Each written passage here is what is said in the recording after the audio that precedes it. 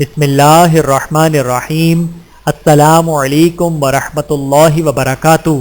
تبدیلی مگر کیسے؟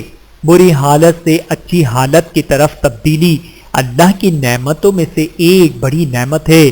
قرآن کریم بھی پوری انسانیت کو تبدیلی کی دعوت دیتا ہے کہ نفس و شیطانی کے غلام سے نکل کر اللہ اور اس کے رسول صلی اللہ علیہ وآلہ وسلم کی غلامی میں آ جاؤ۔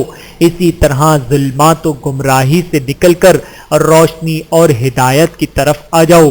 لیکن سوال یہ ہے کہ تبدیلی کیسی آتی ہے؟ یاد رکھیں، خوشنما اور جذباتی نعروں سے کبھی تبدیلی نہیں آتی۔ اسی طرح محض چہرے اور مہرے بدلنے کو تبدیلی سمجھنا بھی بڑی خام خیالی ہے۔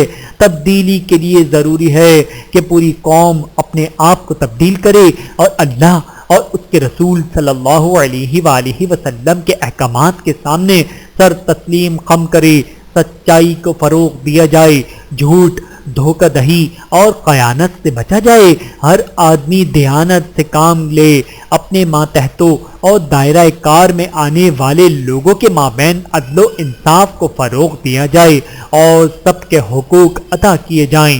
ارشاد خداوندی ہے، ان اللہ لا یغیر ما بقوم حتی یغیروا ما بانفسہم۔ ترجمہ: یقین جانو کہ اللہ کسی قوم کی حالت اس وقت تک نہیں بدلتا جب تک وہ خود اپنی حالت میں تبدیلی نہ لے آئے۔ القرآن سورۃ الرعد آیت نمبر 11۔